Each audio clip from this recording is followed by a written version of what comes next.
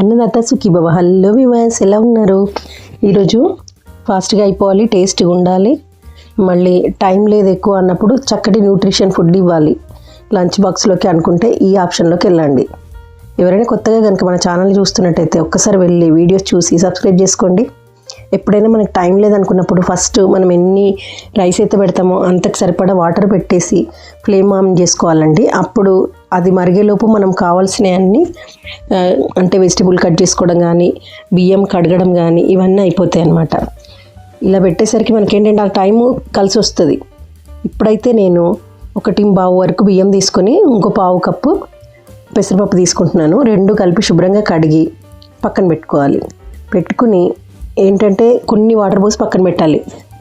Oil వేసి కుక్కర్లో అయితే పెట్టరని కొంచెం పచ్చిమిర్చి, అల్లం అయితే ఇలా చేయాలండి, పోపు దినుసులు వేసుకోవాలి. అల్లం ఇలా గ్రేట్ చేసి వేస్తే మంచి టేస్ట్ ఉంటుంది అనమాట.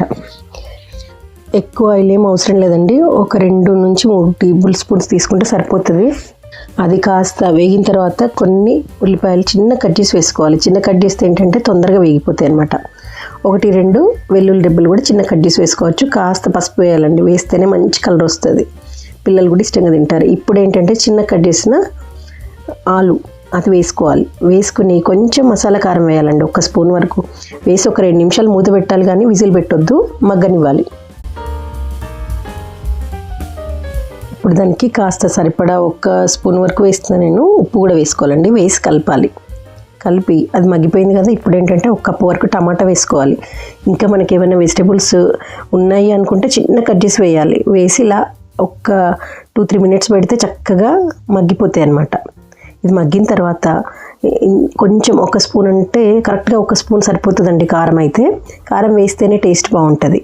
ఇంతలో పక్కన మనకి నీళ్ళు మరిగిపోయి ఉంటాయి. ఒక్కసారి చూడాలి, టమాటా మగ్గిపోయింది అనగానే, లేదంటే ఒక 2 మినిట్స్ పెట్టచ్చు. ఇప్పుడు ఏంటంటే బాదం వేసుకోవాలి, ముందు వేసుకోవద్దు, ఇప్పుడు వేస్తేనే చక్కగా ఉంటుంది మీకు. వేసిన తర్వాత ఆ మరిగిన నీళ్ళని వేసి అది మరుగుతుందన్న టైంలో 1 స్పూన్ వరకు నెయ్యి వేయాలండి. నెయ్యితోనే అసలైన రుచి. నెయ్యి వేసిన తర్వాత మసిలిపోతాయి.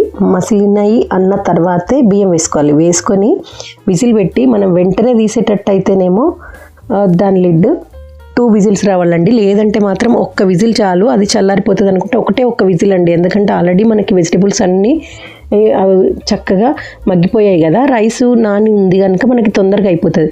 ఒక్కసారి తీసి దాన్ని ఏంటంటే చిన్నగా కలపాలండి. కలిపి అసలు తీసి బాక్సులో పెట్టేయడమే, లేదంటే బ్రేక్ఫాస్ట్కి పెట్టవచ్చు. ఇంట్లో అందరికీ నచ్చుతుంది. టేస్ట్ మనకు కూడా 1 పాట్ మీల్ లాగా అనమాట. మనం పక్కన ఏ చిప్స్తోనైనా కూడా పిల్లలు తినేస్తారండి హ్యాపీగా. అలాగే హెల్దీ ఫుడ్ పెట్టినామని మనకు అనిపిస్తుంది. ఇలాంటి మరిన్ని వీడియోలు మీకు కావాలంటే మన ఛానల్ని సబ్స్క్రైబ్ చేసుకోవడం మర్చిపోకండి. Thanks for watching. బాయ్.